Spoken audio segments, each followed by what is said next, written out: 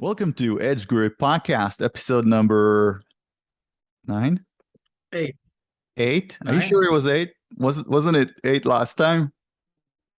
There's so many we lost count. Okay. I think Like Yeah, that's getting pretty high. We're almost ready to run out of fingers. you know, and that's when we lose track with the math. depending what series you ride, you probably ran out of fingers already. I was about to say, most of us road racers only have 9 to 8 maximum. and 9 to 8 toes as well. Yeah, exactly. So today we have the legendary Jeremy Toye, which is not only a short circuit racer, but he's one of those, I don't want to say, a little bit, crazy guys that do how should we call it? Isle of Man, Macau, those are street races, right? Or yeah. Closed street circuits. Closed street circuits. Yeah, I mean, and stop discriminating against short people, please. Yeah, nothing against short people, Nabil. I feel offended. Okay, all right. Just let me know when you need to change a light bulb.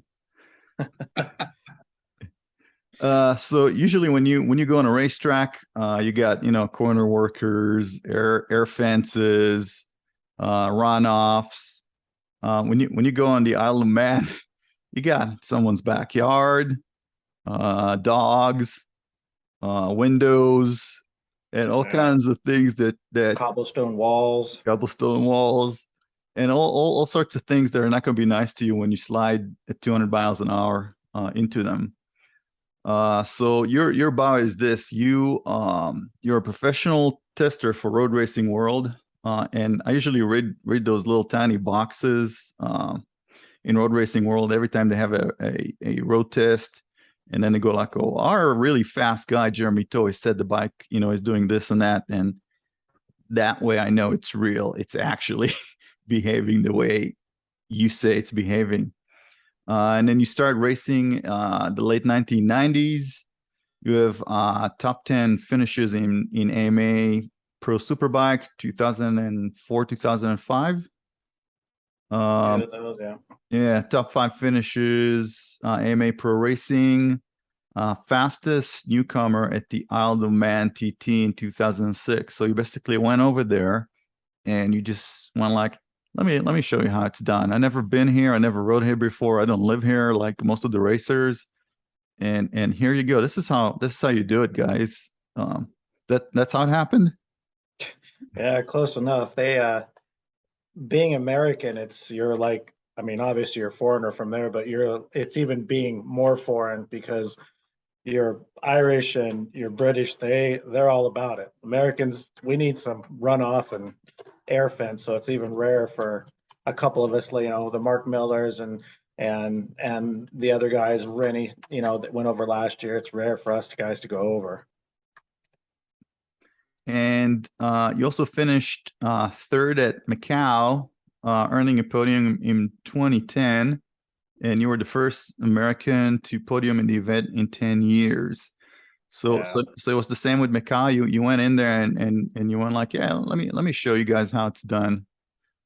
Yeah, that one I actually had a couple rounds. Like I had been going to that one for a couple races, and strictly because it's probably one of my favorites. It's a mass start. Not only is it a street race, but it's a mass start. Isle of Man, you're out there for, depending what race you're in, you could be out there for 2 hours and not see a single bike except for in the pits. You're by yourself.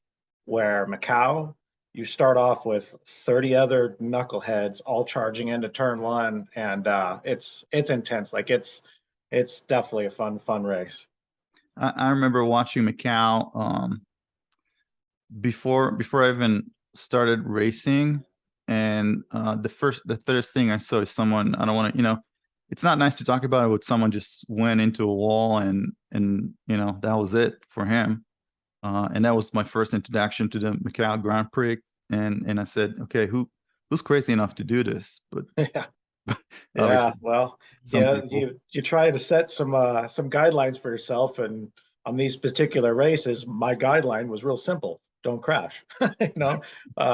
easier said than done, but yeah. And what's funny is when you say that about Macau, it actually has a very, very good track record for not having for anything really bad going on. Where obviously Isle of Man is quite different. Where I had raced Macau probably, I think, like 6 times, and then got invited to Isle of Man, and the organizers from Macau, which actually the main organizer lives at Isle of Man, tried to get me not to go to the TT because it's that dangerous. So it was like, a lot of second guessing there, but it's one of those bucket list things you got to try. Look, you're talking about a race where they bring body bags just in case, and Yeah.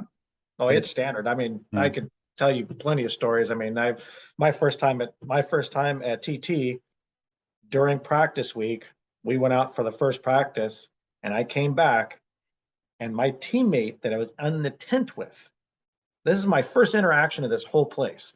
My teammate that was in the tent never came back.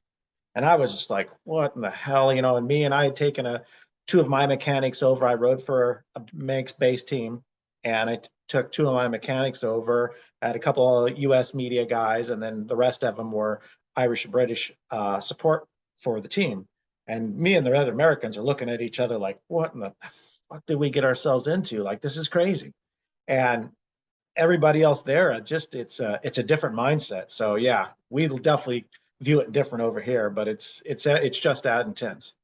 Yeah, we keep telling ourselves, hey, go to the racetrack because it's safe over there. And racing is not as safe as doing a track day, obviously, but it's, you don't expect to die. You know what I mean? And this is a race where you come in expecting to die. You go like, okay, I don't really, I got to win this thing. I don't really care what happens. And there's a very real chance, and it's measurable, right? Yeah, I definitely wouldn't use the word expect.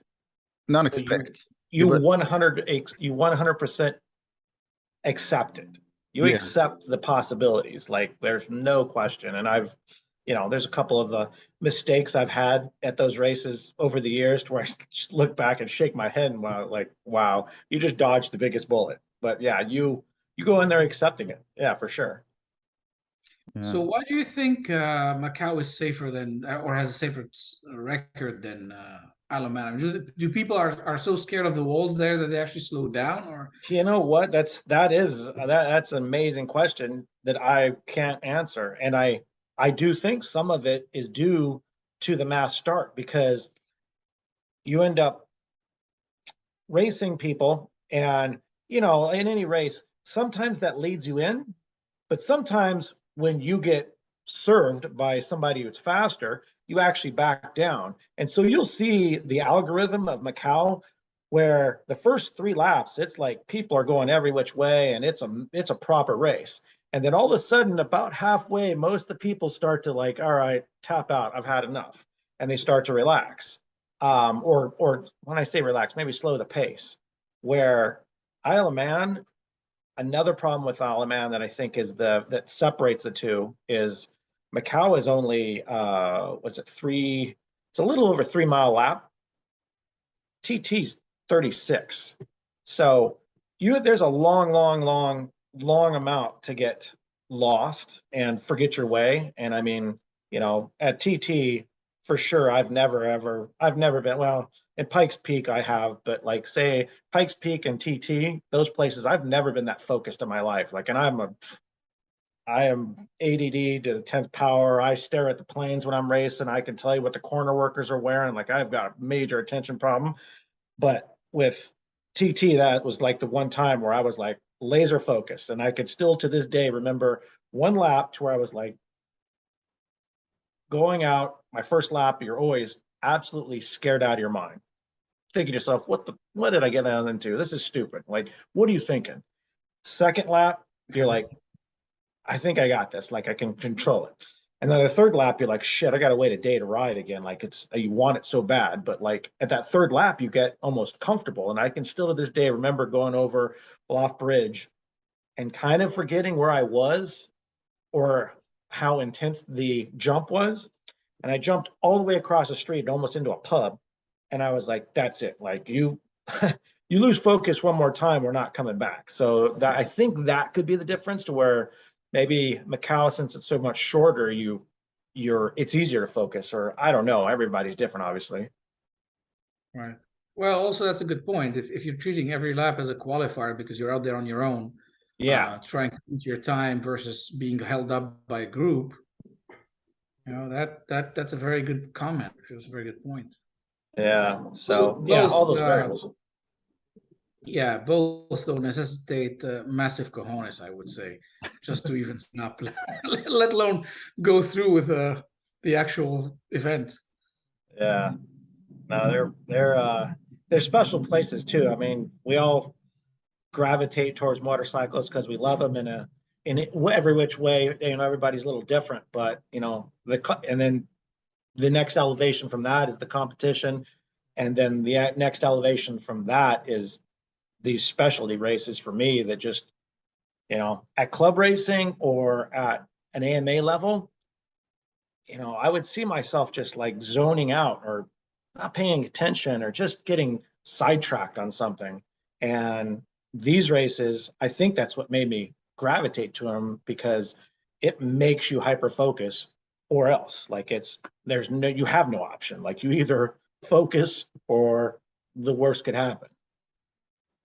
Yeah, speaking of those club racing, 2010, you ran WERA, WSMC, CSC, and had 13 wins on a BMW. And I was fortunate enough to be with you on the same racetrack at the same race, but I was on the second wave. Obviously, because I was a novice back then, still am. And I sent you that picture of you almost slapping me. You didn't, but I clearly slowed you down. So I apologize. But you were unbeatable. I mean, every race that you were in, I remember everybody would just going like, yeah, it's, you know, he's going to win that. And you were up a bit against, you know, pretty heavy names like Carl Lowry and all those guys. They're pretty fast guys, and they couldn't stand a chance. You just obliterated them. You just went through the field. Nobody ever saw you, you know, once the start started, and you just went like 119, 119, 119, 119. And that was, you know, that was it. So yeah, I mean, that 2010 was a pretty good year, huh? Yeah, no, it was a lot of fun. That 10 became with the BMW, and it was a brand new bike, brand new platform. Everybody was, you know, going cuckoo over it. And we got a little bit of connection with a local dealer, which connected us with the factory a little bit. And there was a little bit of communication there. And yeah, it was one of those that just kind of the piece of the puzzle kind of came together. And again, with those type of races, I was always kind of known for kind of the headhunting. You know, I would go from track to track, whatever, who was paying the most money. And, you know, it sounds selfish, but it worked, you know, it paid the bills. And I mean, in those years, like, I mean, to be honest, from like 2005 to 2010, contingency money was proper. Like, you know, Willow Springs, you can say what you want about that crazy little place in the desert, but there was times when, you know, I walked away to there with proper money, you know, which I, now being in the industry, and especially at, you know, a pretty high level dealing with riders, I cringe on what they're getting paid. I cringe in what they have to pay for themselves. The risks that they're taking, you know, for, I wouldn't say for nothing, because we're all doing it for, you know, for something if it's not individual. But yeah, those early years, you know, you know, those Toyota 200s, stuff like that. I mean, there's a bunch of them. I can go on and on, but like, you know, if you pay attention, you kind of played your cards right, you walk away with these club races 50 with grand. proper money. It was, you know, it was worth taking the risk. Yeah, it was a $250,000 purse in those Toyota 200s, right? Yeah, 50,000. Well, 50,000, I think, was first place, but the total, Yeah, for the whole thing. Yeah, the whole exactly. thing. So you'd still, which in today's dollar is 500,000. Yeah, it's, you know what, racing is now what it used to be. Club racing, you know, it doesn't, you know, almost doesn't exist anymore. I mean, except Chakwala. Yeah. It's I was looking at a contingency sheet from for the payouts from one of the motorcycle parts brands, and I won't say who to save the innocent, but it was like $50, and that's kind of in the super bike or super stock 1000, and the top price was maybe a few $100, and then it was like 50. Yeah. it's Yeah. it's all about that doesn't cover the tire. it's all about viewing eyeballs, right? It's how many views your videos are going to get on YouTube, how many people are going to pay the gate fee to come in and watch the race. Yeah. And the attendance it's just not there anymore. People are not interested in it. So it's it's a circus without a crowd right now. Yeah. And these things, I mean, you look at it, especially with my background, I come from off-road. I come from the motocross, supercross side of things is my roots. And that that show is extremely packageable. It's like real easy, where your road race events, they're usually fairly remote. The track is spread across, a good amount of property, and it's a hard little show to sell. But on the flip side, yeah, the advertisement nowadays, yeah, it's not there to where, God, I cringe and what these guys are getting and not getting. It's amazing. And it's not right now. It's not a good viewing experience too. I mean, you go to Coda and you see, one turn, maybe two turns if you're lucky. But then you go to one of those old racetracks like Willow, and you sit there on the balcony and you can see pretty much the entire track. Yeah, it is. Yeah, that's an amazing point. I don't know why. Well, I know a little bit why, and a lot of it's political, but why it never took off, because as far as the viewing part of it, yeah, there's no comparison. Yeah.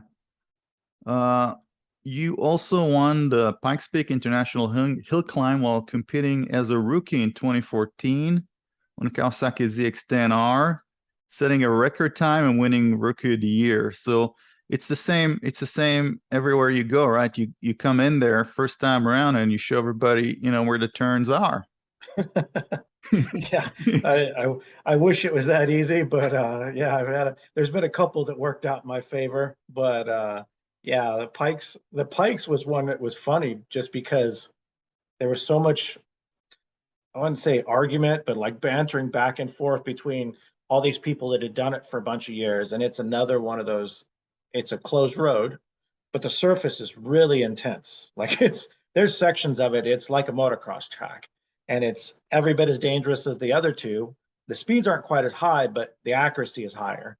And so all these older guys and maybe people in the know kept saying, oh, well, to win that race, you got to have a bike has more traveler. It's upright with handlebars and things like that. And I was kind of like, I don't know about that. Like, kind of like the ZX-10, and I kind of got a good little feeling with it. And then the more I said that, the more people fought back, and I was like, all right, well, I guess we're going to go race this thing and see what's what. You know why, right? It's the Ducati marketing machine, right? That once they brought those multistradas, everybody believed that that's the best bike. Yeah, exactly. And no, it was just the bike with the best rider on it. That's yeah.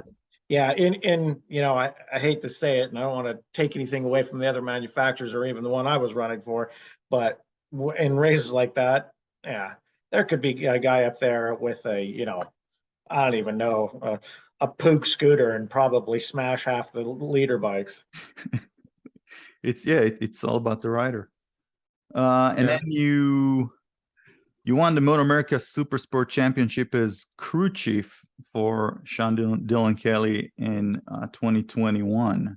Yeah. You can obviously tune bikes as well, or at least get info from riders, especially young riders, and translate it to real results. So how's that experience transitioning from a rider to crew chief? That's been really fun too. Like I was surprised how much it sucked me in, how much I really just engulfed wanting to get into it. And I was lucky to work with a couple young riders. Like I actually, I haven't put it up there, but like even with Rocco Landers, we were the first, well, me and my partner were the first person that put Rocco on a 400. It was our 400 he won the championship on, so I had a big part in that. So with him and then with Sean the first 2 years, you know, it was major swing for me. And I'm still racing, but it was kind of different when you go to the track and now people are asking questions and I love to talk about it, but get sidetracked, you know? And so then that's kind of where I started to cross over and started into the tuning part of it. And then not only that, working with the younger riders, that obviously the talent with Sean and Rocco is there from birth, but they just need to know how to talk about it. They need to know how to bring it out. And me having such a background and such these multiple angles of motorcycling in general, it's a good kind, you know, maybe it's an easier conversation than most. And then having a little bit of a mechanical background, I can convert all that over. So yeah, it's fun. For me, it's the crazy time though. Like, you know, I go from being in pressure and racing and all of the hype between that and then, you know, building bikes. And now these days rider comes off the track, I plug into the bike with a computer and I stare at squiggly lines for the next 6 hours until I fall asleep in bed. Like, it's just a weird thing, weird swing of events. Do you ever go in there and set times that are better than them? I remember Chuck Graves doing the same thing to his riders, where Yeah, you just go like, yeah, I'm faster than you, but I'll let you ride. And it's an ongoing joke. Like, you know, my rider, like with a lot of them, we'll have somebody come up that we don't even know, walk over our shoulder, and they'll kind of behind their shoulder and say, hey, don't let your crew chief put a helmet on and go kick your ass. So no, it's fun. And I mean, now I just love that part of it. I love the training and just being the older statesman, right? You know, like when you're racing, I started way late because, you know, real late start to things and kind of couldn't do it until I could kind of do it myself. And so I was always way older than most racers that I was up against. And, you know, and that's always like that unwritten, untalked about number, you know, talk about your age, blah, blah, blah, you know, all this. So my whole career was just kind of like, they knew that I was a little older, but we just kind of didn't talk about it. And so my whole life, I'm less like, how old are you? Like, I don't know. We don't switch the subject. And now when I'm working with these kids, you know, and we're out motocrossing or flat tracking or on the road race track, I'm like, yeah, I'm over twice your age and I'm stomping you into the ground. You better step up your game, kid. And I use it as a crutch. It's funny. Are you going to go back on a bike in AMA and show them? Yeah, it came down to, this is a true story. Like, it came down to this close this year. My rider, I worked with Sam Lockoff this year and he got injured. And I actually packed my leathers and helmet up and was heading to the track. And it was just logistically, not to have a crew chief there, it was too much of a headache, but it like seriously got to where it was within the last couple hours. But yeah, I probably would have gone out there and embarrassed myself and gone fast for 3 laps and come out with my tongue hanging out or something. I don't think so. Probably not. So what's the biggest challenge being a crew chief? Biggest challenge 100% is a communication and just being able to come off, and everybody has a different expression on their feeling. You know, we go into a turn, the bike is doing X from the front end. Well, how you explain that and how your brother, the dog, the guy on the sidewalk explains it, everybody's different. It's taking that explanation and being able to convert that into an actual mechanical happening, what's going on with the suspension, the geometry, possibly the electronics. And, you know, half the time these guys come off the track speaking Chinese, which I don't understand. And then I convert it over to something that makes sense. And I think that's my little specialty in this department. Maybe I'm able to kind of relate, like, this, I actually understand what that means in a turn, or, you know, whatever their gesture may be. And that, I think, is a big part in the crew chief part of it. You know, I'm not the smartest suspension guy. I'm not the smartest data guy. I'm, you know, not the smartest strategist, but I can relate what they're feeling to compile all that and have a direction forward. And I think that's where I shine over the rest of the people. Do you also have that advantage of giving them advice. If the bike is acting a certain way and you're not sure how to solve it with setup, you can just tell them how to solve it with their riding style, right? Yeah, no, there's a big portion of that too. And I'm lucky to where, I've definitely got to work with quite a few people, but I think when somebody else in a different maybe background might suggest going into the turn, dropping a shoulder, doing whatever it needs to happen, it's probably not taken with the same weight. So I'm lucky with that. Like actually the very first year we started the 400 project with the Ninjas, I actually had Ashton Yates riding my bike. And as soon as we put him on, God, he went out in Laguna, obliterated the track record. We won the next race. And obviously, he's got a substantial dad standing right next to him. But, with Aaron, that guy's got an opinion on everything. And it holds weight, right? Well, with me, we were able to, come to a common ground because, I had been there, done that. He's been there, done that. So, yeah, I could definitely, with other crew chiefs, it would definitely be difficult in a situation, especially like that, with a dad like that.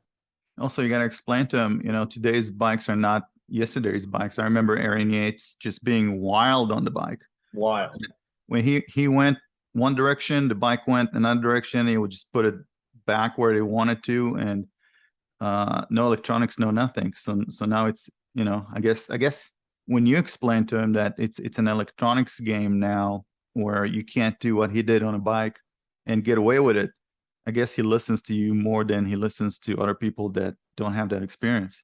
Yeah, well, there's that view, which is 100% true, but then there's the flip side where a lot of these kids, like when I first started dealing with Rocco, he would have been 13. When I first started dealing with Sean, he would have been 15. And these kids are coming from obviously the mini bikes that don't have electronics, but their first introduction onto a full-size bike has usually has quite a bit of electronics. So you'll come across these questions like, oh, well, the electronics don't work. And then I go right back into, in my day, we didn't have a damn shifter. We didn't have a damn TC.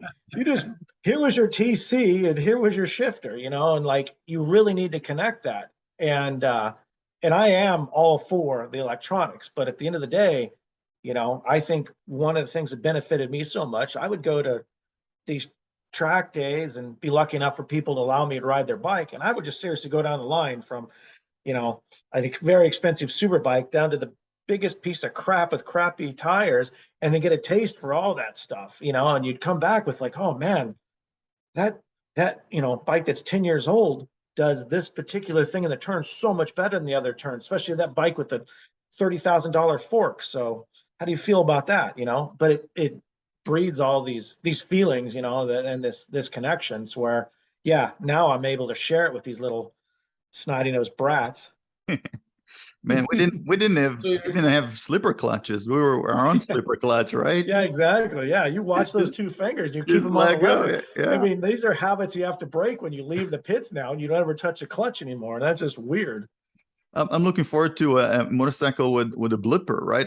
I don't know how I'm going to shift down without blipping. Yeah. Oh my God. Yeah. It's funny now. And I have one guy that I coach specifically, an older gentleman that has been around way before that, goes pretty damn fast now, and every once in a while there could be electronic glitch or something like that. He'll come in and, oh, the blipper's not working or it's not accurate. And I'm like, you got to be kidding me, guy. Like, you come from that point. Don't give me that. Go out and ride the motorcycle. It's still got two wheels. It's got a throttle. It's got brakes. If those are working, we're good. Yeah. So your chief trait is diplomacy, really, in this. So I remember one of the early days when I got a good bike. The guy who built it was, so how was the bike? And I'm like, fine. Like, how does it feel in the turns? I'm like, okay. And they're trying to solicit feedback, right? And I have no clue what I'm talking about, right? Now looking back, maybe 5 years ago, like, yeah, maybe it was a little too stiff because it was set up for a super sport champ, and I was running 2.5 minutes track lap times. Is there a way to teach riders? Well, at the professional level would be fascinating, but like even amateurs, how to give better feedback? Yeah, 100%. And I've specifically gone out on certain track days and done things to the bike and told them, after then you come back. So basically, we'll go out, and the first step is the hardest step. We're all testosterone driven motorcycle riders, right?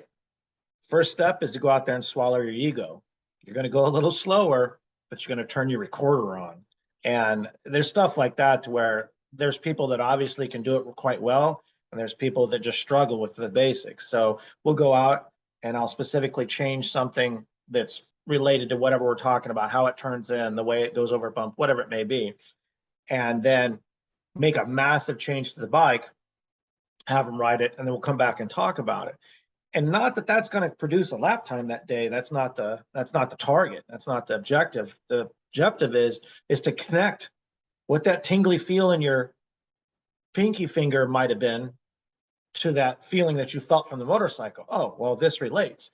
And you take that and move it on, in the next time. But it's really hard on everybody because they always have a different recording system, right? Like everybody can take so much in, and sometimes that caps at just a couple seconds or maybe a couple turns.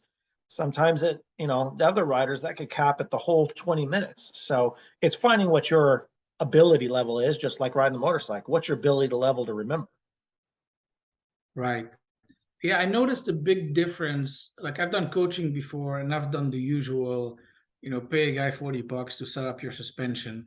And I rarely got anything out of that suspension discussion, because you come in and you say, well, the bike doesn't turn, and they don't know if it's you or the bike or whatever it is that you are doing. And so you coach like at Fast Track and plenty. And I don't think there's a way around. You got to know what the rider is doing, and then blame the bike if the bike setup has anything to do with it, before you can actually say, well, you need 2 clicks of compression. Well, sure, because I told you the bike doesn't turn and you don't know how I'm riding, and now 2 clicks of compression. I'm like, that does not sound right to me. It's not. It's an incomplete sentence. And that's where my benefit comes in, especially places like Fast Track, where I'm out on the track with them in those Fast Track academies and things like that, where I'm out visually seeing what they're doing. Okay, well, it doesn't turn in turn 4 because you did everything wrong in turn 2. It has nothing to do with any compression, clicks, blah, blah, blah, blah. And so, another advantage of mine is being able to visually see that and then relate it to like, okay, well, let's fix the body position, let's fix your turn-in point, and then we can start talking about this valve stack, which isn't going to do anything for your lap time. Yeah. Like there's a famous spot, was it 10, 11, that chicane in Fast Track where there's bumps. And I was complaining, I think Toye or may have been Ulrich, I can't remember. I'm like, it's so bumpy over there, and the bike gets all unstable. And they're like, we need to change the suspension, right? That was my first blame the bike thing. And they go, well, what are you doing there? I'm like, well, it's so unstable that I roll off.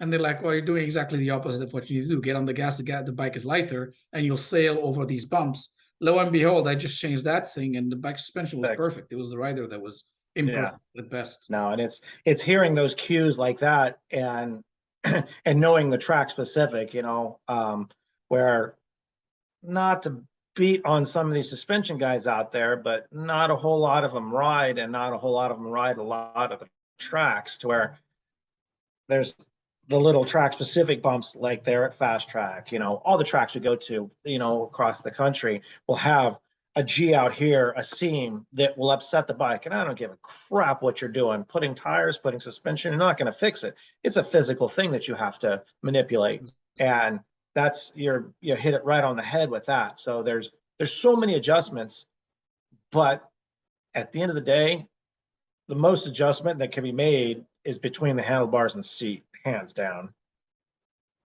Yeah, right here.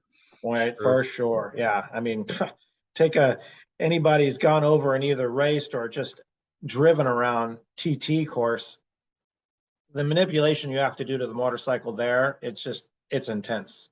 The things that you have to compensate for that will never ever be fixed with a different compression stack, a different compound tire, or chassis geometry, whatever. You'll never ever fix it. And that's what makes that place so special. And then most of those street races, that's what makes it so special, because you are so dynamic on the motorcycle.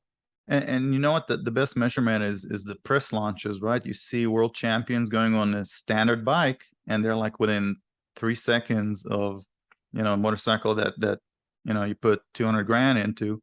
Yeah. And that's how fast those machines can go right out of the showroom. And if you're going less than that, it's not the bike, it's you. Yeah. Yeah. I mean, 100%. I can still to this day remember my out lap at TT, and still makes me shake my head to this day.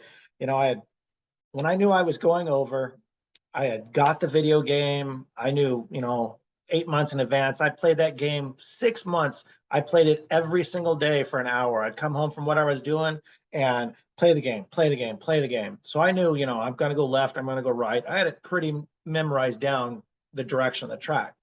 And I go over there, and, the hype and all this and the show and all that. It's really cool. And we line up for our sighting lap, the first, newcomers lap. And you're in a group of about 4 or 5, and here I am, this macho professional racer, and the marshal's going to escort us around for the first lap. This guy pulls up on a Honda 954 with Kevlar leathers and his fucking lunch strapped to the back seat. And I'm like, what in the hell is this guy going to show me? Like, get the hell out of my way. Like, there's no way that this is a waste of my time. And I'm kind of like looking around at my guys. I'm like, what's this guy doing? And we take off, and this guy disappears. And I almost shit myself for the first mile. I'm thinking to myself, oh my God, just like you say, this guy's on a road bike with his lunch strapped to the back, just waving goodbye to Mr. Testosterone driven, professional racer that I think I am. I'm not shit compared to this guy. And, it was just crazy. And that's it in a nutshell. Like, you could have the guy doing the correct input and make up so much more for the motorcycle than you'd think. Let's shift gears now into 6th gear and talk about 210 miles an hour on a Kawasaki H2R. How does that feel? We talked to Nick Einach when he used to do those shootouts. Super bikes from hell. Yeah, but you were on a stalker. Yeah, and we had, not only that, it was a pre-production bike. God, I got a lot of shit for that post. I wasn't supposed to post that, but yeah, it was funny. Like I said, I did a lot of work with Kawasaki, and especially on the commercial side of things, to where I did all the commercials for ZX10, and that H2 was a special project. And obviously, when it came out, it was super hush-hushed. Where, man, it was in the headquarters of Kawasaki, in the most remote back janitor's quarter room that I've ever seen. I mean, it just was amazing. We walk in and see this like spaceship sitting there, talk about it, and then we ended up flying out to New Mexico at SpaceX and Richard Branton's facility out there, and it's a 3.5 mile landing strip basically. And so went out there, and we're doing photo shoots and this and that, and riding this thing, and they're usually fairly loose when it's just one bike and one rider. So then I asked the head Kawasaki guy there, like, hey, I gotta go switch a helmet. They want a wardrobe change. I'm gonna go back, or do you want to go and get? Oh no, you can go back. And I'm like, all right, this thing's all good, right? But I kind of said, like, meaning like it's a production motorcycle, right? And he goes, yeah, pretty much. So I took off down that runway, and again, 3.5 miles, and I take off, and again, I've got my reservations because I've been around a little bit, and this motorcycle's got these big stupid wings hanging off of it, and the tail section looks like some cone off the back of a Cessna, and I'm like, this is a bunch of bullshit. So I take off in this thing and I start smashing the gears, and I'm like, all right, it's pretty damn fast, but all right, let's see what it's got.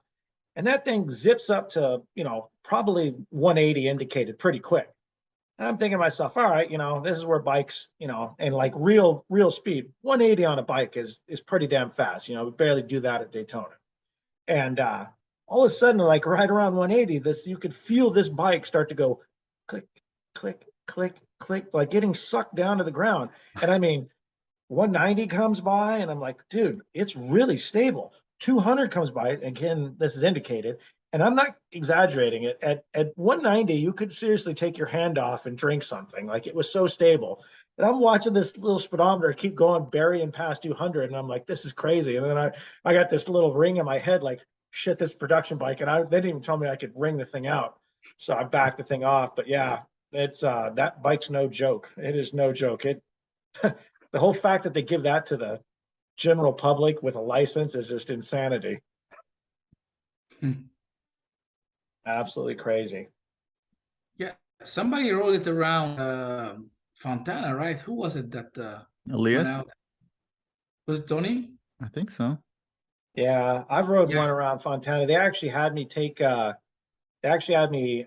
year it came out, I would do the kind of the introduction laps to, I did one at MotoGP, I did two at Moto America. But I'll never forget, I did the one for MotoGP at Laguna Seca, and big deal. Here comes this H2, and I've ridden, quite a few bikes around Laguna Seca, and I've hands down never been that fucking scared in my life. Like, I'm shutting off, way, way, way before my braking markers. And that's another problem with the thing is it has, the R comes with these Bridgestone slicks. Man, not too bad. And we're coming around over 1, 2, 3, 4, and from 4 to 5, I don't think this thing ever quit spinning to where I only did, I think, a total of 5 laps. And there was 5 marks from 4 all the way past the bridge. And by the time I came in, the tire was wasted, and obviously kind of like you suggested about Fontana, I'm scared of this bike. So my line is completely wrong. So I'm whacking the throttle with way too much horsepower with the wrong trajectory and spinning this tire all the way down. But it's just one of those bikes that, like, yeah, I wouldn't say it's the best handling bike, but if I had a ton of money and wanted a whole fleet of bikes and something to scare the shit out of me, I totally have one. You know what? BMW just launched their S1000RR yesterday, I think, and I guess one of the new features is drift control. So if you do that, the bike's actually going to save you. And I guess Really? they do it with like a sensor of the bike angle versus the rear wheel versus the angle of the steering. Totally. Yeah. So it's like, come on, man, that's too much electronics. Just let me have some fun. Yeah. No, that's crazy. Leave it to the Germans to come up with that option. That's awesome. I Gotta know, get right? that one. I just It's hope very cool because you can experiment, for people who'd be scared of getting the bike to slide, knowing there's a safety net. I think that's, yeah. If you know how to do it, good for you. If you don't, that's a good way to invite you to It's start trying. yeah, definitely good. But sorry, but my suggestion would still go buy yourself a $5,000 dirt track bike and figure it out there. Because when you chuck that thing or fall down and slide, you get up, you laugh it off, not a problem. I just hope they remember to drill enough holes in the engine for oil this time around. I didn't say anything. Let's go back to Isle of Man. So you prepared by playing a video game. Is that all you did? What did you do nutrition-wise, training-wise? How did you prepare the bike? What kind of base setup did you go with before you went in there? And how did you change the setup once you started riding there? Yeah, that was the thing. As far as the machinery goes, I flew over direct and rode for a Manx base team that had time there, and it was a fairly standard GSX R1000. The best bike around, right? Yeah, I mean, Swiss Army knife. And as far as the settings and stuff go, we barely changed it. Well, we did a couple clicks here, maybe changed a fork spring and a couple things just because I'm, fairly sensitive, but it wasn't anything out of the ordinary. And fairly standard bike because, again, you're so dynamic about it. And there was so much more for me to benefit of playing that game, which I guarantee saved my life. Like, it's everybody that goes over, I pound it into their head. You better play, you better play, you better play. That was one thing that. Which game was it? Wasn't Grand Theft Auto, right? Where you stop in the middle of the race and you shoot some hookers? Is that, Yeah, no, this one you go into the field and run over goats, but it's kind of the similar. Okay. No, it was Suzuki Superbikes TT, and then I think they rebranded it since then. But yeah, the game is a hands down a lifesaver. But really with that place, it's funny. I've been riding again. My background is all motocross, and it's quite physical, and I ride at a decent level to where it takes a good cardio. And I don't do a whole lot of other things, especially then. So just watch what I eat a little bit, ride a motocross bike, and I was going to be fine. I get there, and I remember taking that first week, and being respectable in pace and this and that. And then I knew quite a few of the guys, even like McGinnis and all the big head honchos there from Macau. And I'll never forget Finnegan, one of the guys is not with us anymore, but a proper bad dude there, comes to me. We're just right before we're ready to go into Parc Ferme, I'm gonna go take my last little whiz. And we're sitting in the bathroom. He looks over, he goes, "You ready for this?" Yeah. He's like, "Mate, pace yourself because it's quite physical and this and that." And he kind of pounded in my head, and I kind of got like intimidated because I didn't know, I've been riding these 1-lap deals, and I was like, shit, okay, I'm going to take it. This guy's been there, done that quite a few times. I'm going to take his advice, like the guy, he knows what he's talking about. So I actually took my first race kind of toned down, and I was so pissed about it because it's not that physical, or it wasn't that physical to me. And then I get up, after the end of the race, and I'm looking at these, 220 to 240 pound beer drinking, cigarette smoking Irish guys sweating their ass off. And I'm over there going like, you guys are a bunch of wusses. Like, that was not that big a deal. But yeah, I think the mental thing for me, like that's where it's at. I would get in there and right before I'm ready to go out, iPods in, I'm listening to something mellow like Sade or just something to get my mind focused for nice, nice, calm focus. And that's really where it's at, that game and focus, shit, that's no problem. The rest of that's easy. Did you change your routines at the gym? I know you just came back from the gym. Yeah. No, I, especially those times I was quite lighter and not carrying so much muscle because that stuff just gets in the way. So quite lighter. Nutrition definitely was a factor there. Just, keeping the weight off. But that's another thing. When you go to places like TT, Isle of Man, like, no offense to the people over there, but God, the food sucks over there. So you don't want to eat anything. And you end up being quite light the whole time. You don't want a shepherd pie or whatever they ate there. Whatever else. I mean, dude, Haggis. Warm Guinness beer. Warm Guinness beer. Everything's got about 4 pounds of mayonnaise on it. Like, I'm not into it. I seriously have probably never ate at McDonald's so much in my life that week. Just like that was the one you knew that what you were getting was going to be what you ordered. Just give me a number one. I don't want anything, super complicated. Yeah. So fitness and riding. I mean, you are the guru, I would think, from all the coaches I know, the one who's most stripped and trains the most, not on a bike.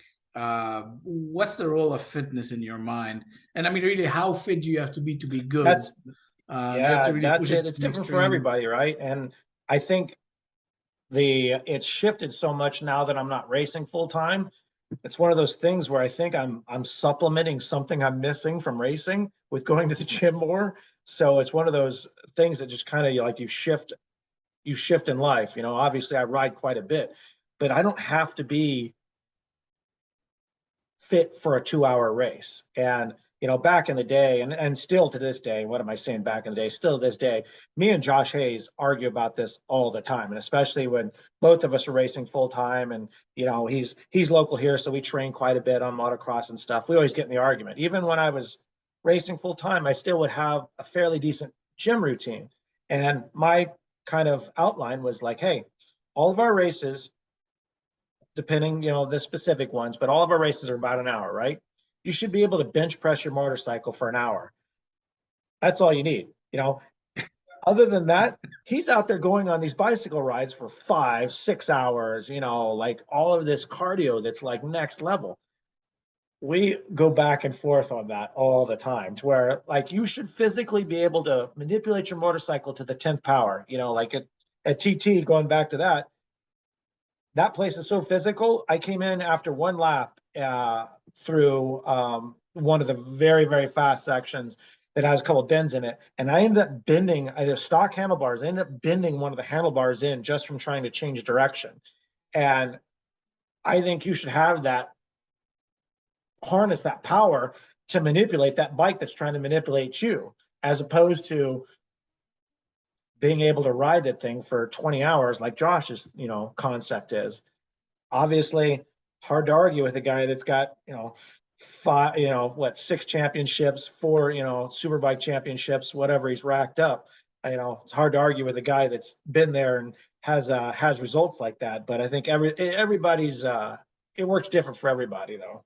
Well, for the next 4 to 6 weeks, you're faster than him. Yeah, exactly. Take it now. Oh, it's got to be more than that. Yeah, And when we go to the especially on foot. motocross track, it's still better. It's still more than that. God, that talk about a fucking tough dude. You should see, like, he showed me the x-rays the next day as he's cruising around the pits laughing about it. And I mean, it's no joke. His leg is proper busted. It's proper busted. And he's still cruising around talking to people, giving them advice about this and that. And I'm like, Josh is like, that's definitely one of my guys. That's a bad dude no matter what position he's in. How would you how would you compare Macau setup to the TT setup? Quite different. Macau, even though it's still a street race, and again, not trying to offend anybody, but in China, where let's just say the attention to detail is not very high, you know, you got buses, you got cars, you got taxis. It's you know, it's basically Vegas. I mean, it's it's stop and go traffic all day long Without the crime. Yeah. Well, it's organized there. Very clear to that. Hey, very organized. It used to be organized here too, and there was no, you know, street crime. Now that everybody's gone and the corporations run it, all the crimes in the street. I live in Vegas. Yeah. So the grip level in Macau is extremely high. Like it's crazy how high it is. So your setting is more real close to a short circuit setting. Some minor tweaks, couple, you know, maybe just a fraction softer, where, to be honest, TT, I don't think anybody has a proper setting. If I was visualize a proper setting for TT, it would be something off a trophy truck from Baja, and that might work the best. You know, like, and it sounds funny, but I have legitimately started thinking about how to have bypass shocks and long travel suspension, because there's places at TT. I mean, there's a section of road called Ginger Hall, to where it's not very turny. It's got a couple little bends in it, but it's bumpy as hell. You know, and again, motocross background, so I love a rough road. That's my specialty. And I remember going through there and being on the gas and just trying to hold this thing straight. And guy went by me grabbing gears, just flew right by me. And I'm like, this is a fucking straightaway. Like, how in the hell, like, anybody at any level can hold a motorcycle open down a straightaway, and I'm fighting this thing to the last 10th power.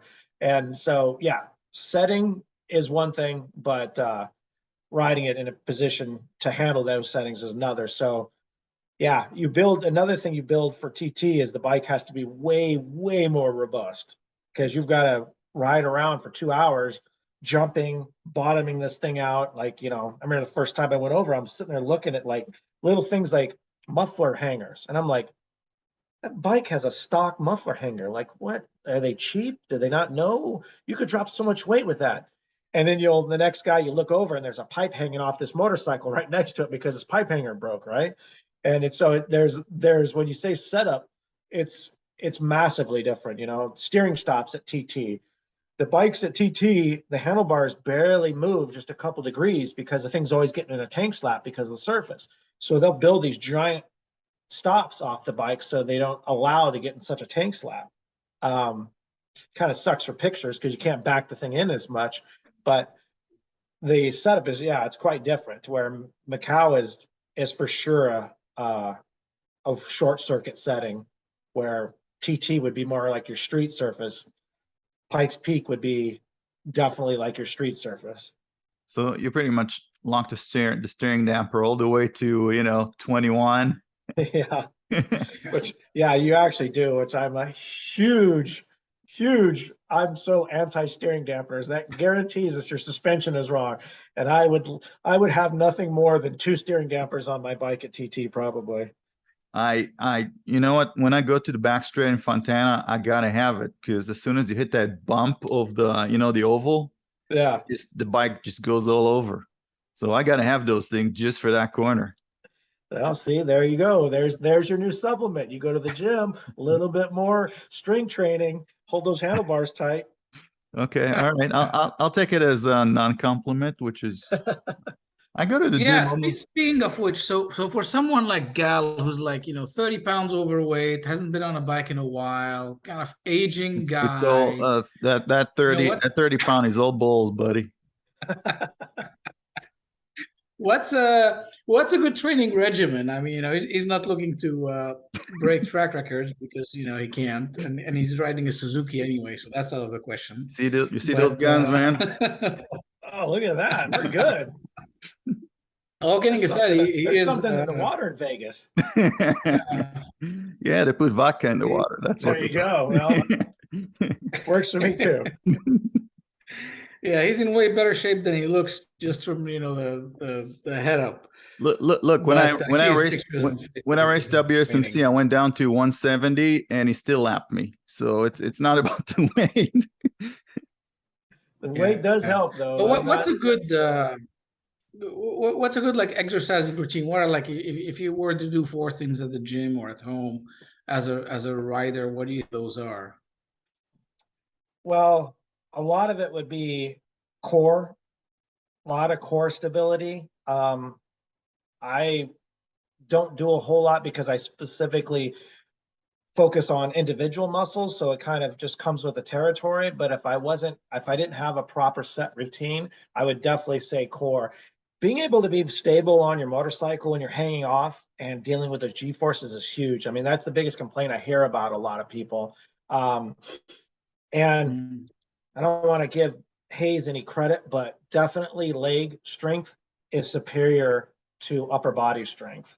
The more you can take the weight from your upper body and the inputs from your upper body disturbing the handlebars, the bike handles way better. So when you're supported by your legs, it makes the bike do what the bike was designed to do.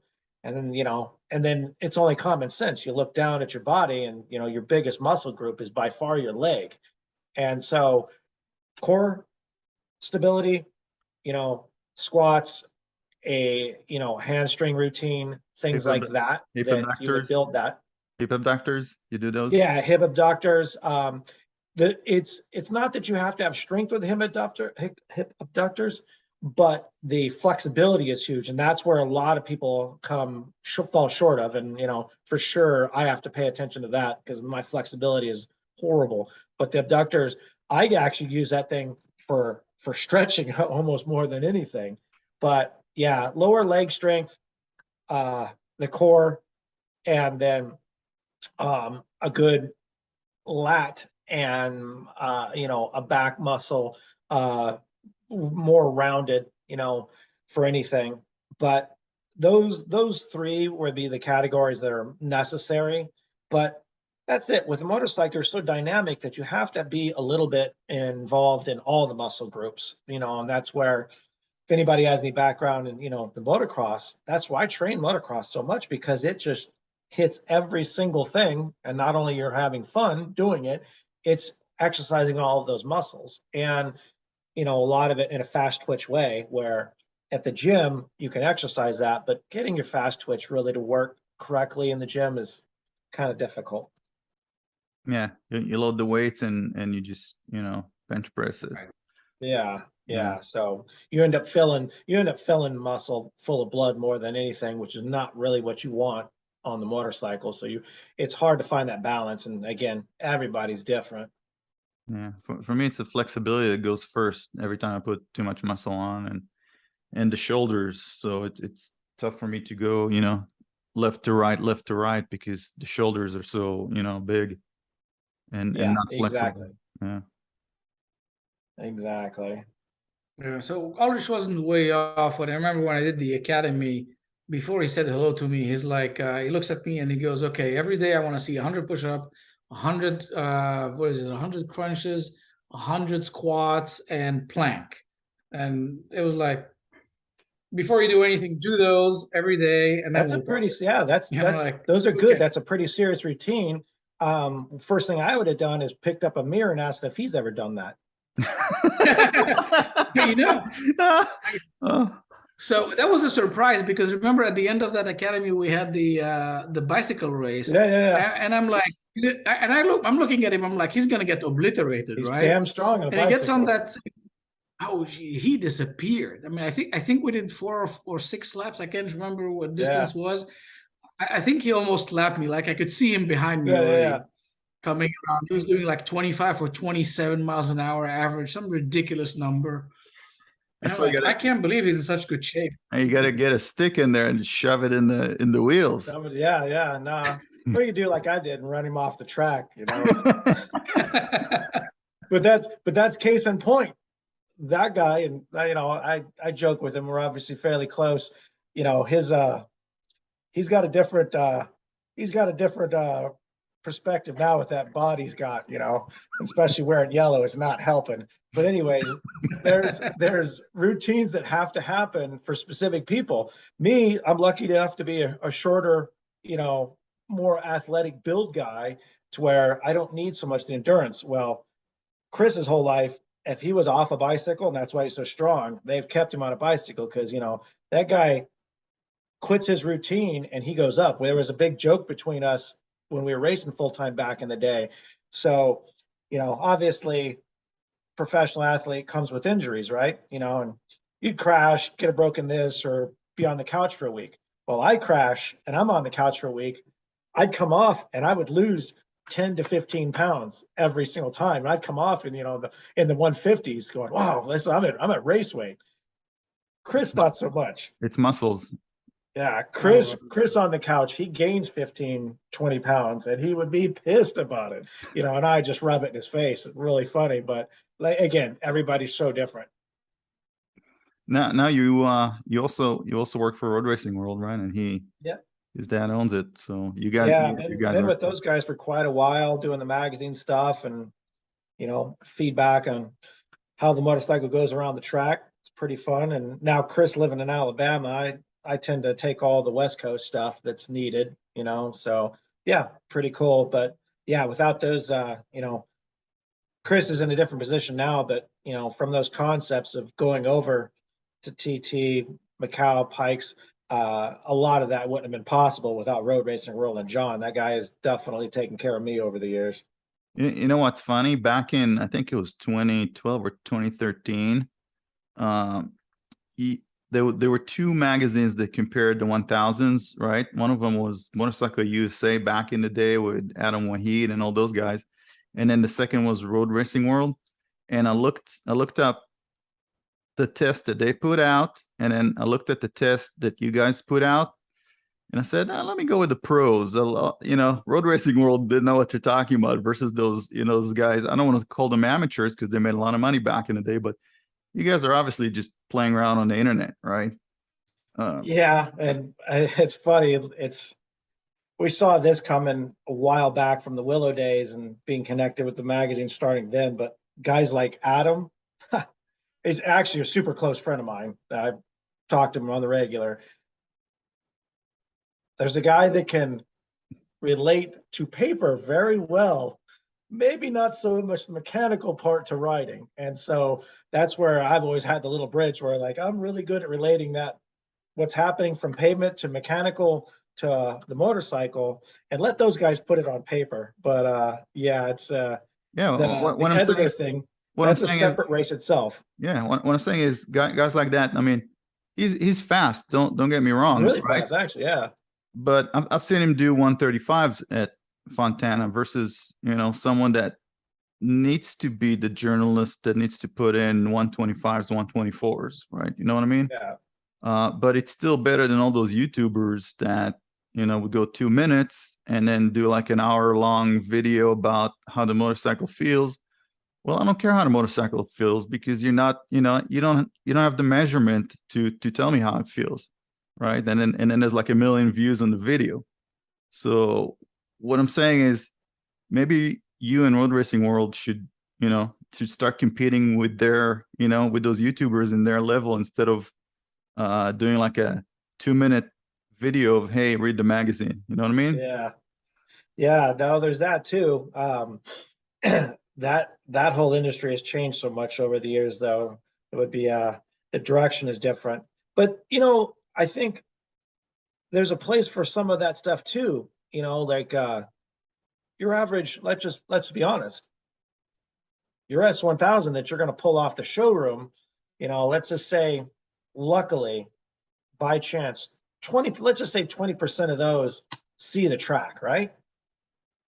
80% of them are going to Starbucks and going to get stuck in the garage. It's their whole life. So, okay, there's 20% they're going to go to the track. Well, there's probably, out of those 20% that go to the track, there's going to be maybe 10% that have, pretty decent pace. So what I'm relating and what I'm feeling will translate into most of your track day feel, but it doesn't have shit to do with driving the thing to Starbucks. It ain't got shit to do with going to your Dayglow, meeting, bike night type stuff. And so my perspective is way skewed, from what I think everybody needs a little piece of it. But yeah, probably another thing in our PC world, a lot of these manufacturers aren't going to want to hear what I have to say about some of their product also. So, got to take some of it with a grain of salt, I guess. So I say two things to that. One is the people that are using those bikes to go to Starbucks, those are the type of people that always buy what the magazine says is the best, right? Doesn't matter if the bike at that particular day on those particular tires was 0.02 seconds faster with one tester or another tester at that, at that particular race bike with those particular gearings, right? Yeah. If the magazines are going to say this is the winner, that's what they're going to buy, right? Definitely. Second of all, why not give the people quality information of what those bikes that are supposed to, be made for, what they're actually doing, right? Whether that's going to translate to them going on the racetrack and trying to maximize the performance, that's up to them. But when someone goes on YouTube, like me, for example, when I have a Roku TV, right, and I put YouTube on and I fall asleep, right, and every time I wake up in the middle of the night, there's certain YouTubers, I don't want to say the name. What's that? Or from your nap. Oh, from my nap, Okay. right after I ate a buffet. It's some YouTuber that the algorithm just pushes them up for views.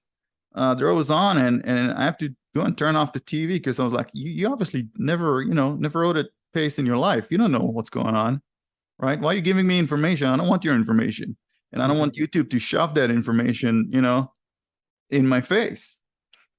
So what I'm saying, but I think Jeremy's point here is and I kind of agree with him on that, is you need both in the world. You need the guy who's going to tell you, oh, this bike's got a cup holder and heated grips, and the seat is pretty comfortable, and the passenger seat is pretty comfortable, and it may be 1,000, it may be high performance, but really 80% of the riders never see the track. So you need that kind of review, and you need the review that's going to tell you, yeah, if you want to beat the track record, this is not the bike for you. So yeah, but everything you just said is logical. I don't know if you guys have peeked outside those doors. Not so much logic going on for the most part, and you're totally right. But like in the same respect, that's the same thing. I mean, you think the guy at the Ferrari dealership is buying that car because it's the fastest one? Hell no, he's buying because his penis is this big. So there's that too. So yeah, I could see both views, for sure. All I'm saying is start making YouTube videos that are an hour long and tell the truth of what's going on out there. That's all I'm saying. Just start competing in the marketplace. That's all. Yeah, that's so definitely. definitely a need. Speaking of bike reviews, what's your, kind of favorite bikes you've tested in the last, or maybe, some that have things you liked more and some other things that you liked more on other Let me bikes? rephrase that. Let me rephrase that question. Why do you think the GSXR 1000 is the best bike ever made? And I was oh, saying, why is the Suzuki? and why do you think the GSXR 750 is the second best bike ever made? Yeah. Well, yeah. Well, that's pretty loaded, but no, I'd say there's been a bunch of stuff. I mean, there's been a bunch of stuff. I'll tell you one thing that I just rode, and obviously fairly irrelevant, is that new KTM. That thing's pretty damn amazing. Are you a listener to that podcast? Did you listen to our last episode with Imad, and we did an episode about the KTM? No, I didn't see it. Okay, all right. It's nobody saw it, by the way. Oh, You're not the thanks, only one. because it's not on YouTube yet. But it is on. Do you have an iPhone or an Android? Yeah. iPhone. Oh, so either open your podcasts app and just search for Edge Grip Podcast, or put in or search it on Spotify. We're pretty much everywhere. So you can listen to that, and we got Imad to just talk about the KTM, because he's got a KTM and Bill's got a KTM. Yeah. So now the guy with the Suzuki hat is going to tell us about the KTM. Yeah. No, that's the thing. Like, I think one of the things that people maybe hire me for the most is there's not a whole lot of filter in my mouth. And so if the Suzuki's good or if the Suzuki's bad, I'll tell you. If that KTM's good or bad, I'll tell you. But yeah, definitely that thing. I just rode it that last fast track, and it was pretty surprising. It was pretty surprising. I would like to ride that thing with a little bit more setup and know that it's properly broke in and see what it's capable of, because it's pretty impressive. But no, there's all kinds of stuff out there. Kidding me? Please say more about Yeah. Nabil broke it for you, so next event. Yeah, I'm doing the oil change this weekend, so on the 15th, you're more than welcome. There you go. Yeah, I'm actually going and grabbing the mods on Monday and going through it for them. We're gonna do a couple things, a little bit of gearing change, some little bit of geometry and things like that. So yeah, we'll see. But that thing's pretty cool. And not just that, like obviously being around, you get interested when you see a new segment like that. Like, what the hell is that? It's an underpowered, overpriced, just day glow colored, and you're like, oh my God, then you ride it, you're like, this is what I need. This is great. Do you want another S1000? There's a definite place for it, but you've kind of seen that and been there, done that, right? And so that KTM it's cool to see stuff like that. And it goes back to little things like even the Ninja 400. I doing all of the Kawasaki commercials back in the day, I did the commercial for the 300, and that thing's a piece of shit. Like I remember being next to the different vehicles they use for camera vehicles, and the camera vehicle outrunning the freaking motorcycle. And I'm just like, oh my God, this thing's such a turd. So Kawasaki, after that, Kawasaki called me about going and doing some development on the 400, and we were going to spend 2 days at Laguna Seca. And right off the bat, I'm like, all right, well, I'll do it. It's work, it's a job, whatever. Yeah, sure. So I seriously went there going, I'm going to Laguna Seca. I'm going to have restricted noise, which means restricted power on this underpowered piece of crap that's some entry-level piece of junk. And probably leaving there with the most giggles and smiles that I've had in a long time, just because the thing is so good for what it's meant to be. It's not a super bike, but what it's meant to be, it was really fun. And that KTM is that same place. It's not as fast as 600, but it feels like an oversized Volley on steroids, and that made me smile. Like that was really, really, really fun and exciting to ride. So there's those things that, for me, being lucky enough to ride all of this stuff and high level super bikes to whatever in between, these weird segments that come and kind of catch you by surprise and remind yourself, hey, I started riding motorcycles because I really love these stupid things, and this is a different category. yeah, at the end of the day, getting on a 1,000cc super bike and going down the straightaway is fun. And if it sticks in the turn, bonus. But these other bikes that kind of come from catch off guard, that's what's really cool now for me. Didn't you develop a track package for the 400 and then you went and tested it and just won a bunch of races on it? Just to Yeah, slow? we started That was with Rocco Lander, right? Yeah, that was with Rocco, but we have a whole with my partner under Norton Motorsports, we have a whole package to where we sell a complete turnkey ready to go track bike. And it started off with me having a relationship with Kawasaki, and we were actually going to go and support these things as far as like a Team Green motocross development program. Well, right around the COVID time and everything coming apart, that ultimately didn't come together. So we ended up building these bikes and developing parts. And again, obviously it's a cheaper bike, and there's parts on it that need to be switched. But for the most part, you can actually take that thing off the showroom floor, put a different set of brake pads on, and beat the crap out of it and make yourself laugh your butt off. So there's just things like that. But that's one to where like you just keep going. I built one a couple months ago for Dak Shepard, and the motorcycle is whatever it is right now. I don't know, $5-6 grand, depending on who's marking it up. After his build was done, there's a $30,000, $6,000 motorcycle sitting there, but you kind of think to yourself, what's that worth? But you come off smiling and laughing, and, it's definitely worth every penny then. So it's all perspective. Yeah. Yeah, that was my takeaway my first time on that KTM, which was the only time. Usually I'm a little apprehensive before a track day. You get on these bikes and they're big and heavy, and you're going like, well, is it going to outride me? And I got to try to beat my personal best, and I'm going to take some risk here and risk. And I get on this bike and I go a few laps. I'm like, wow, this is actually fun.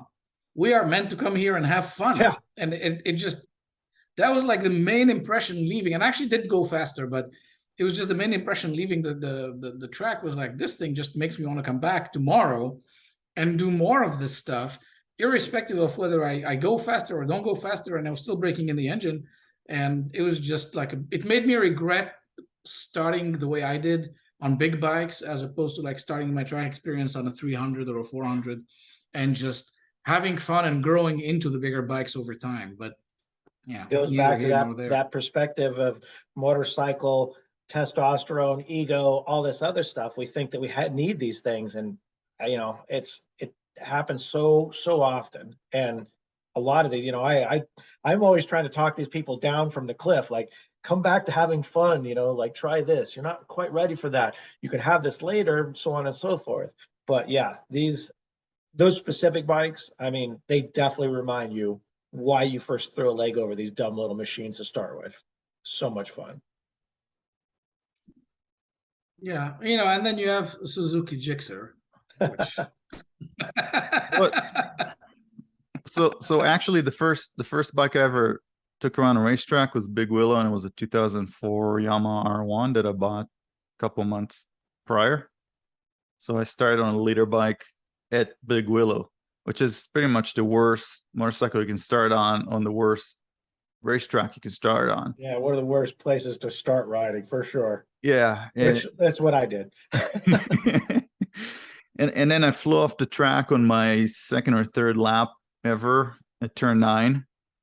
And I didn't fall, and I rode back on the front straight, but it was like, yeah, what do I do now? Right? I got all this power, but I have no control over it. And took me a while to learn. And I'm not sure about turn 9. I think I need to replace it. Get some coaching with Jeremy. That'll get you there. Yeah. Well, you used to be able to run off at Willow Springs. Not anymore. I think now you run off and you die over there. Yeah, I don't know about if I'd ever want to run off at 9. I ran off on my elbow and helmet and head a couple times in turn 9, but yeah, I think when you run off at turn 9 there, you're pretty much signed off. But I missed the wall by inches, the pit wall. Nice. Yeah. Yeah. Nice. Yeah, that's the thing. Starting at a place like that, I mean, that track specifically teaches a lot of bad habits. Being on a big bike, big leader bike, more bad habits. So, you welcomed yourself into the bad habit group right off the bat. No need to waste time. Just go straight for the gusto. And that's all right. I mean, every riders meeting where they go like, hey, if you're on a leader bike and someone on a 600 is showing you a wheel, let them pass. You're not never going to see them. And I was, getting my head down because that's me. Because I just, I'm a cheater. I use the power. Yep. Yeah. Good stuff. So how are the casinos in Macau compared to Vegas? That's one thing I have such like a bad taste in my mouth of that place. When we first went, like I think the first year I went was 2003, and it was still extremely it was just gangsters, and it was something from a movie. As far as I've never seen anything like that. And like you walk in a casino back then, and it was like seriously, you could cut the smoke. Everybody's just chain smoking, and like, I'm only 5'8", and I'm able to look over everybody's head. Like it was just a weird scene. And You're big in Japan. yeah, exactly. Oh, I was huge. Yeah, I'm huge over there. It's funny, but yeah, and then really quick, over the next 5 years, all of these Western casinos start coming in, and the place lost its whole vibe. Like it seriously looks like I mean, it's the Asian Vegas 100%, but I mean, it's all Western casinos and stuff. And just that whole third world, walking down a dirty street and, eating off a cart, a lot of that's gone. Well, pretty much all of it's gone. And it's like Van Nuys. Well, so my friend is actually head of M&A at the MGM. They bought a bunch of casinos down there. It's all, MGM owned and big chain. That's where the money from the Wynn comes, I think, right? The Wynn have a casino there, and I think that makes them most of the money. Yeah, the Wynn, MGM, Venetian. The Venetians, like the Venetian there, from what I hear, it dwarfs Vegas. I mean, you walk down the aisle, you walk down the walkways, and you're like, there's no way that they can produce enough people. I mean, China will try to produce enough people, but there's no way they can produce enough people even to fill this thing up. You could seriously drive semi trucks down the walkways of that place. Like it's enormous. It's crazy, and it's empty. Probably the cost of building over there is a little less than the US. Yeah, for sure. For sure. Yeah. So in the series of non sequiturs, Sean Dillon Kelly, what's the plan? I mean, he's done his break-in in Moto2. Now he kind of knows his way around the tracks, I guess. Yeah, I'm gonna answer that. I'm gonna tell you what's gonna happen. One day, Sean Dillon Kelly is gonna step out of his trailer with the helmet already on, with the visor already closed, right? And they're just gonna go out there and they're gonna set a lap record, right? And they're gonna win the race, and then they're gonna go back to the trailer with their helmet still on, right? And it's gonna be Jeremy. Yeah. Yeah. I think that'd be a bit of a stretch. Yeah. The Stig. Yeah. Dude, with Sean, man, that kid is he's amazingly sturdy mentally, and he knows he's got a lot to learn. And this year is put a beating on him. It's definitely put a beating on him, going from setting all the records we did last year and having amazing year and amazing communication. It's put a beating on him, but he's got a 2-year deal. The kid's he's not backing down. He's not scared. But that's the crazy thing, that when you really look at numbers, it's a crazy thing that most of our motorcycle society and fans don't see. We're looking at free practice 2 yesterday or this morning, and he's dead last. Looks bad. He's had a couple injuries this last couple rounds and some mechanicals. It's really hindered him. But then when you really look at it, you look at what his last place is. It's 1.7 seconds off the fastest guy. At any Moto America race, the pole sitter could be a second faster than the second place guy. We're not talking about, you know, 4th, 5th, 10th, whatever. The whole Moto2 field will fit within 2 seconds. And, you know, that's ridiculous. So that level is, the screws are so tight. And, you know, in a placing, in a finishing format, it doesn't look too good for him. But when you really look at the numbers and what he's up against and what he's accomplished this year, and him and Cam have done, it's pretty amazing. Because, you know, the America's team's a good team, but let's be honest, it's a midfield team. They got good equipment. They have good members there, but they're not the guys. And to finish where they're finishing is pretty good. So it's one of those where, back to that ego thing, as long as you can swallow that and focus on the goal here. And that's, I think, where me and Sean had the biggest connection working together, is I was able to take the pressure off him. Quit looking at everybody looking at you. They think you're the next guy. Stop that. I don't care about that. We're going out and we're going through everybody until there's nobody else there. And that's when you can relax. And that last year, that's exactly what he did. And then, so he's got the mentality for it. And so, yeah, I think you'll see a different Sean next year. Yeah, the sign of a champion is they're just learning. They don't care. I mean, they'll just learn and improve, and just, you know, tomorrow is going to be better than it is today, and that's all he needs to do to get ahead. Definitely. Yeah. Definitely. Well, it's a big change too, the whole environment and the bikes. And I mean, like, I think it took 3 years to Joe Roberts to get his first top 10. Yeah. And he changed teams, I think, to get there. So yeah, and he's definitely on a not good like one. riding. Definitely on a good one. Yeah, no, it's there. I mean, Sean's really good to where he can morph into his environment. So I don't, you know, I think that's lucky to where that's not affecting him. Kind of like, can't say that for Cam. You know, Cam is definitely a NorCal dude that loves his, you know, his surroundings and family and stuff like that. Not that Sean doesn't, but it's a big portion of what Cam is, and that's, I think, why it was really hard for Cam to go any longer than he did, and that's why he's coming back. To where Sean, not only is he younger, I mean, he's barely 20, so he's got a while and he can handle that. But yeah, taking some more of this mental punching from the rest of that Moto2 field, I mean, it'll make you a man or it'll break you. Did Cam already sign? When I heard something about BMW, Tyler BMW? Yeah, I mean, Sign?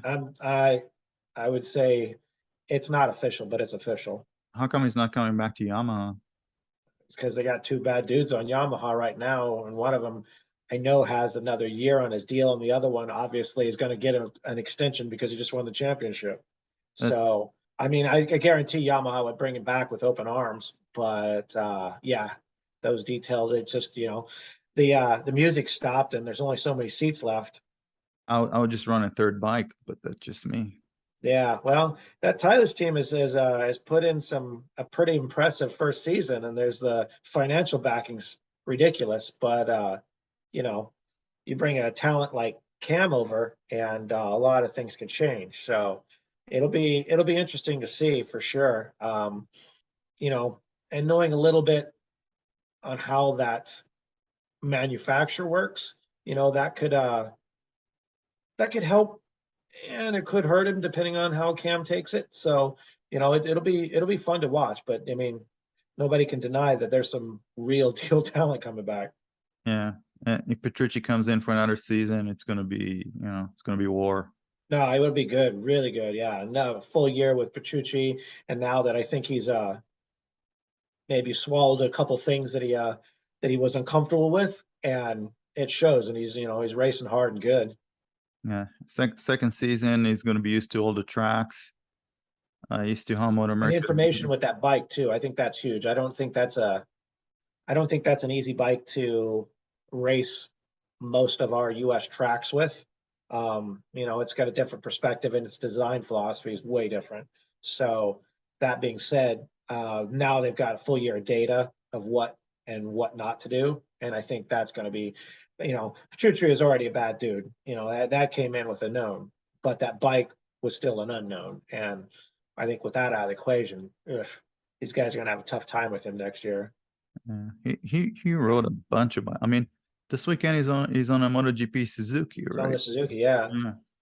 Yeah. And then back to that whole thing about riding different stuff. I mean, that guy's been to car. I mean, he's amazing, and that's why I think he did so well. And, maybe some of the prior attempts with these other, high level guys didn't work out so well. That guy's way more dynamic and, in different categories. Yeah, and he's competitive. I mean, he's got the competitive spirit For sure. Comes from Italy, and stuff doesn't go his way. He starts yelling and Yeah. cursing, and this is how I need it to work because I want to win. Yep. No, gotta have that fire, man. Gotta have it. Yeah. Okay, so now I have a bunch of questions about the Tuono factory that you prepared for Ranny. Yep. What exactly did you do to that bike? How did you make it so fast on the mountain? There was a lot of things we did, but it's surprising. That's a pretty nice bike out of the box. We worked with obviously the US based Aprilia team here. When I say team, the actual factory. But they don't have a race category. It's basically a bunch of salesmen. So I had been, friends with Remy for a while, have some background with him, and he asked me to come on board and having some background there at Pikes. So basically, we just went through the bike, made it nice and safe for the mountain. Again, not over the top, proper brakes, proper suspension, nothing too crazy, and and then just went for it. And to be honest, it comes back to that relaying that information back to what that adjustment could be, as opposed to, maybe not understanding the surface versus an actual valve stack and a fork, or the actually power delivery. So I think we have a good connection to where the chassis was set up very well for what he needed. And what's funny, this is, I don't know if maybe should or should not be said, but the US based team, was full behind it, throwing everything they could at it, and still through electronics wise and engine management, that thing's locked like a vault. I was able to tune a handful of things to it and get it to work, and it worked pretty good, but it was not capable of full unleash. So we started it. We went through the week of practice and did pretty well. And then all of a sudden, Aprilia Italy noticed that we were knocking on the heels of Ducati. And this is no exaggeration. We were down on power from Monday to Thursday. They flew one of the head technicians over on Thursday. He came over with a full ECU. We downloaded, we talked about what type of TC and engine development and delivery is really what we worked on a ton, what I wanted to see. And basically with a ride of a little bit of a keyboard and a plug-in, that thing unleashed itself and was a different motorcycle. And that was a huge, huge part. But I'm telling you, it wasn't until we were able to protect this thing and start nipping at Ducati's heels that we got really love from the other side. So it was one of those to where it's like, you silly little Americans and your silly little race. And then all of a sudden, it's got a good little world view and we're on it. And that's when we got the help. So it was kind of a cool triumphant that, that was one of those weekends where it was one of the best weekends and possibly the worst weekends, obviously, with losing a close friend. Half and half there. Yeah, it's part of the game. What do you think about them canceling the race because of it? You think they need to bring it back, or at that, living in America, it's surprising that we even had that going on. And I had said it since the first day I went there, and just that we had that happening was impressive. The people that are handling it, let's just put them in the category of good old boys. They don't kind of see the same thing. But in their defense, they're dealing with insurance and, you know, bad publicity, and I get it. It's the car thing brings a ton of people there. It is definitely a fascinating race in that perspective. But you would see it. You'd go to the fan fairs and everybody's, you know, they look at a couple cars and everybody wants to know about the bikes and that. Same with Macau. Macau is the same way. You know, you've got, you know, F3 and GT Cup and all this other stuff. And the biggest draw was always around the bikes. So with Pikes taking it away, I can't say that I'm not pissed about it because I am. It sucks, but I'm not surprised in the slightest. I'm surprised it lasted that long. Yeah, pretty soon we're all going to be riding electric motorcycles. That's it. Capped at 20 miles an hour. Between rolling blackouts, trying to charge in between rolling blackouts, eating some, you know, vegan shake, burger, you know, and talking about our feelings. So it should be all good after this. Yeah. Yeah, get your crickets ready. Yeah. It's coming. It's surprising. I mean, I don't think the road race side of things has really got that e-bike down. The motocross bikes are getting pretty decent though. So we'll see. It's a grim future. I mean, one of my future cars is probably going to be electric, but I will get an electric motorcycle when the last drop of oil comes out of the ground in Saudi Arabia. And I will be the one to bid on it. So we'll see. I'm waiting for that technology push. I mean, there's no way in hell that I'm doing anything anytime soon. But I'm a huge F1 fan, pretty much an F1 nerd, and seeing what they're doing with the hybrids and stuff like that now, it's amazing. But then I go, like I went to, you know, I've gone to a couple F1 races and they're definitely not the same. I mean, that's not that intense because that sound wise, it's another level. Yeah, you know, they're coming to Vegas. They're what, 1.6 engines? What's that? There's no engines. I mean, they're electric assisted, but the gas engine is like a 1600 cc's, right? Yeah, exactly. With two turbos. Yeah. One driving electric, one driving the motor. You know, there's only one thing that electric motors are good for, and that's for those wheelchairs that go up the stairs for old folks. Yeah. That's the only function I think that should be used at. Yeah, been in a couple of those. Yeah. Which one is the supercar company? Was it Pagani or somebody who just said they just build their last fully gas car? Everything from now on is going to be hybrid or electric, and it's a big one. It's either the Pagani or Koenigsegg or you know, it's not Ferrari obviously, but I would doubt Koenigsegg, maybe Pagani, but even down to Ariel Adam now. I mean, Ariel Adam just came out with a full electric turbine generating system on one. So I mean, people are getting out of their minds. Yeah, that thing's amazing. Check that thing out. But it's a jet engine. Car. Yeah, jet engine that powers an electric battery. They say that you drive around a fully electric, but the jet engine is your generating system for the batteries. Amazing. What a concept. Like, come on, man. Just stop it. Just stop it. Yeah, it's like the Teslas with the you want to save the environment. You want to save the environment. Stop buying cars. Just fix your old cars. All right. If you're buying a new car, you already messed up the environment. Yeah. Or cycle a bit, or ride a motorcycle. You know, they consume what, 1/10 of the gas of a big car. Yeah.